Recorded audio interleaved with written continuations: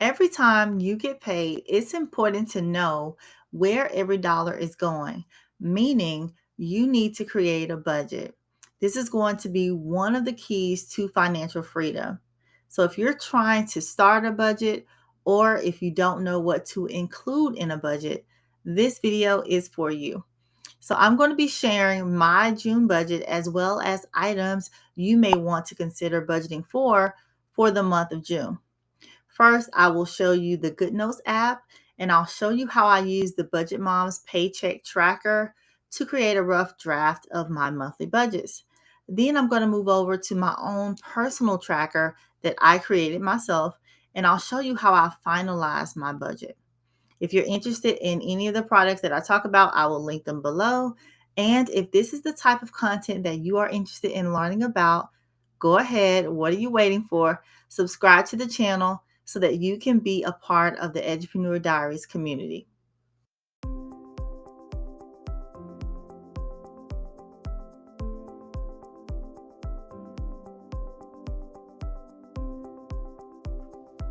Hello, everyone. I'm Kimberly. If you are a subscriber, welcome back.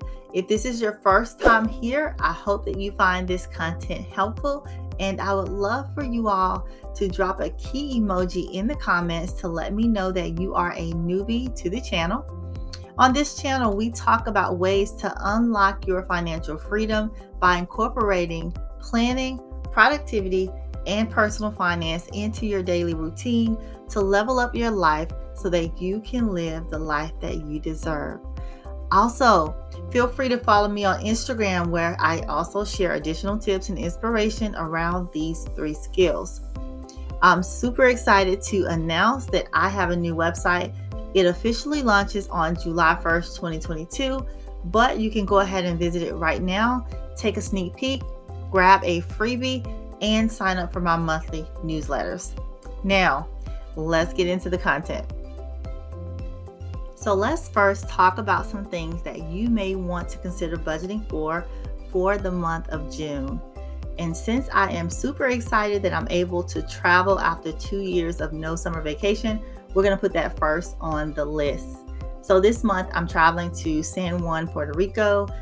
Look out for my San Juan spending diary. I want to share with you all how I save for vacation and also what I spent on vacation. So look out for that. Next up, you want to consider saving for summer activities, specifically for your kids. So if they are involved in summer programs, summer camps, or sports, then you want to start saving. Trust me, I know it's expensive. I only have 1 child and it's super expensive. So put that in your budget. Next, we have Juneteenth. So if you're celebrating this holiday and maybe you're going to a party, maybe you're buying some gifts, go ahead and start saving. Then we have Father's Day. This is a big one. You want to make sure that you save for the special father in your life, or maybe you're saving for the father of your child or children. Whatever the case may be, go ahead and start putting that in your budget. Now, if you want to start saving for next year's Father's Day, I do have some Father's Day savings trackers in my Etsy shop. They're not on my website right now, but you may want to check those out. They are visual trackers. They're digital downloads, so you can print them out and just track your savings. So you set a goal and then you track your savings. So check it out if you want to. It's linked below. And then the last thing you want to consider budgeting for is going to be those special occasions. So your June birthdays, your June anniversaries, your June weddings, all of those things you want to consider putting in your budget. So comment below and let me know what special events you are budgeting for the month of June. And don't forget to drop that key emoji, because we are unlocking our financial freedom by sticking to our budgets this month. Let's take a look at my June monthly budget draft. And as a reminder, I'm using the Budget Mom's Paycheck Budget Tracker, and I'm also using the Good Notes app on my iPad. All right, so my actual check date was May the 27th, 2022. So this is the actual date that I received my paycheck, and this paycheck is for June. Now I'm going to zoom you guys in because you're probably like, we can't see that. All right, here we go. Now, my actual paycheck this month was a little more. It was $5,309.10. But I always budget with my same amount. So I went ahead and did some subtraction, and I took out the 808. Typically when I have extra income, and the reason I had the extra income, you guys, is because I'm also an FBLA advisor, and that's just a little stipend we get for that for the year. But I took that out, and I typically move it to my sinking funds. So I don't budget with the full amount. I go ahead and take out that extra so that I'm starting with the same amount that I start with every single month, which is $4,501.10. Now, my cushion this month is $1,000 or $1,001.22. Okay. Now remember, I don't factor my cushion into my budget.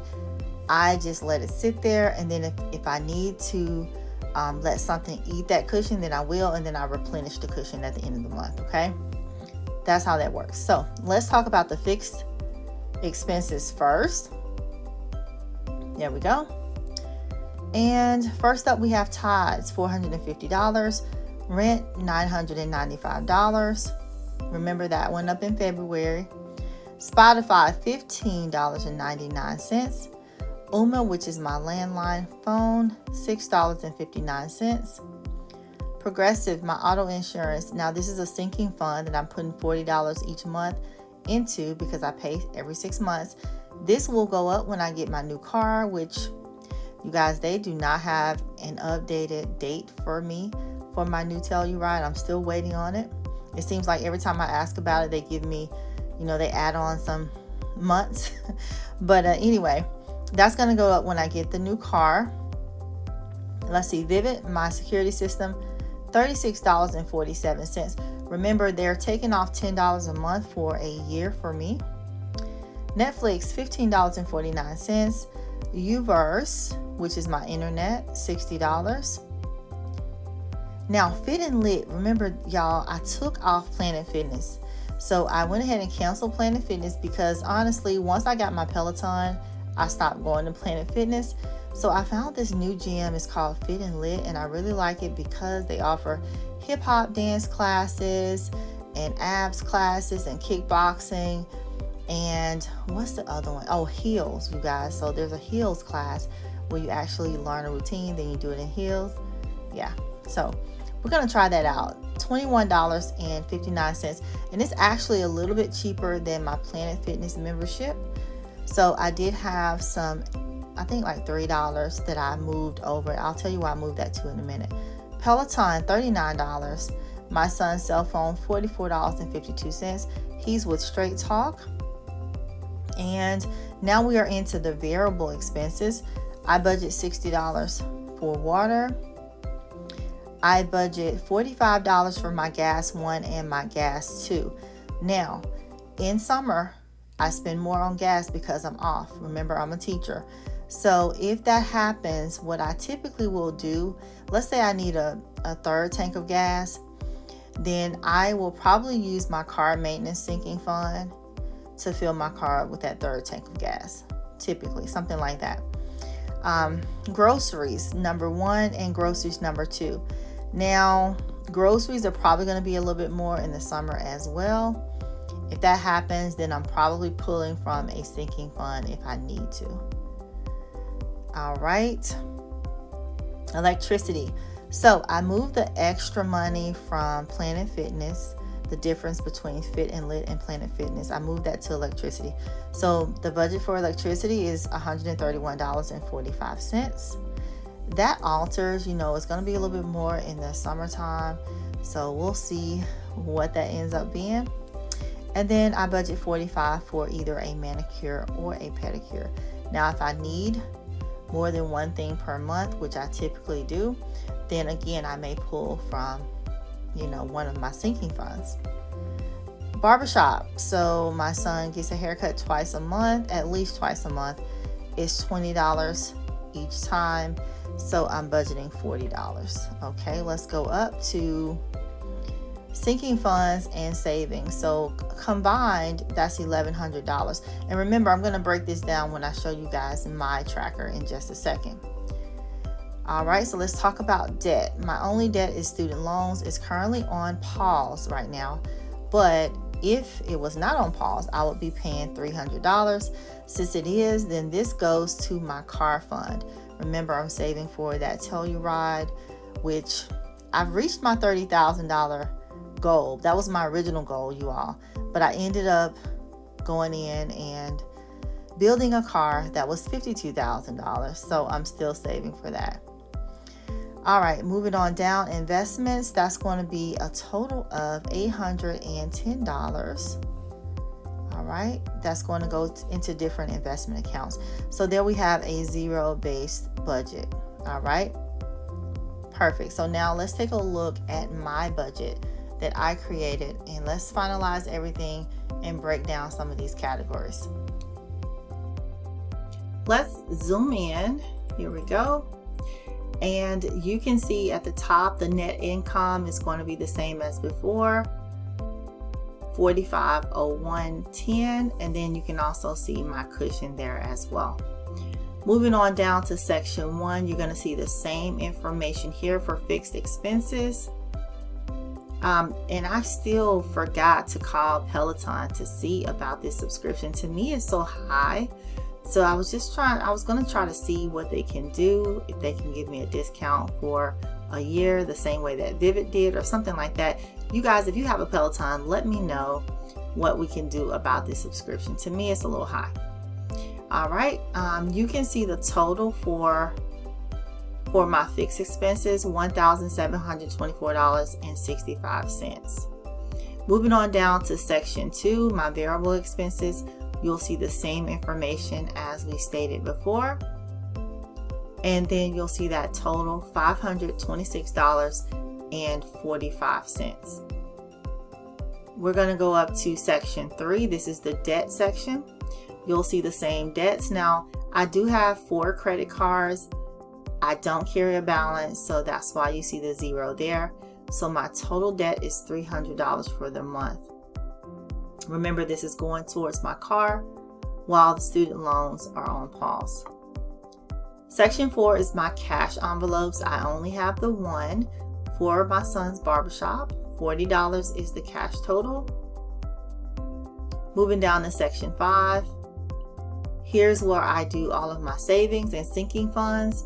Now, I'm a digital cash envelope person, if you will. So all of my sinking funds are going to be stored in my SoFi account. So it's called SoFi Vaults. Sinking funds is in SoFi, so I budget $150, and it goes towards various sinking funds within SoFi. Borrow savings is where I am holding my car savings goal, and I put $200 in there every single month, and I also add the $300 from debt, so that's a total of $500 every month. Wealthfront is where I keep my son's college fund. I'm saving $50 per month, and it's not necessarily to pay for college. It's just money to save for the things that you need for college and to get him started. Okay. Ally buckets. Here's where I'm saving for his senior year graduation trip. I'm not sure where we're going, but $50 a month. Let's see. Discover savings is where I'm saving for furniture for my new home that I hope to get someday soon. I'm looking for these interest rates to drop before I try to do anything else, but we'll see what happens. $100 goes there every single month. Capital One is where I'm saving for my down payment for a home. $500 go there each month. And then Navy Federal is where I save for my moving day fund, $50. So yes, I have various accounts. I like to keep my money in different accounts, and I also like to see how different banks work. You know, what do I like the most, or who do I like the most? So moving down, section 5. Now this is still section 5, it's investing. So I have 2 section 5s. I just split it up. So here are my investment accounts. TD Ameritrade, $50. Now these are all on auto, or most of them are on auto.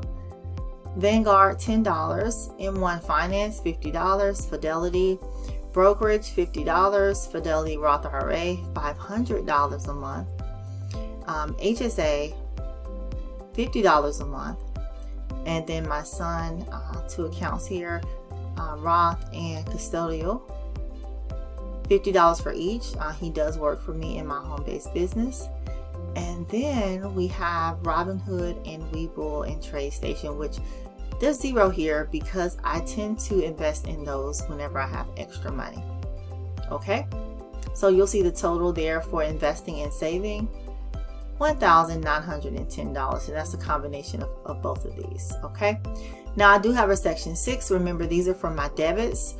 If I want to get, I think it's 2.8% on my borrow savings account, I have to swipe my debit card 1, 2, 3, 4, 5 times a month. I'm not doing that right now because I'm over the limit in my savings account. Like, you have to keep it under, I don't know, I think it's 5,000 or something like that. So I'm not doing it right now, but I will start this back up soon. As always, I want to encourage those of you that are in debt and you are struggling to pay off your debt to go ahead and make a plan, be more productive, create you some routines and habits in your daily life, and manage your money. So the one way that you can do this is by creating a budget. And this is definitely one of the key components in my life that helped me pay off $30,000 in credit card debt.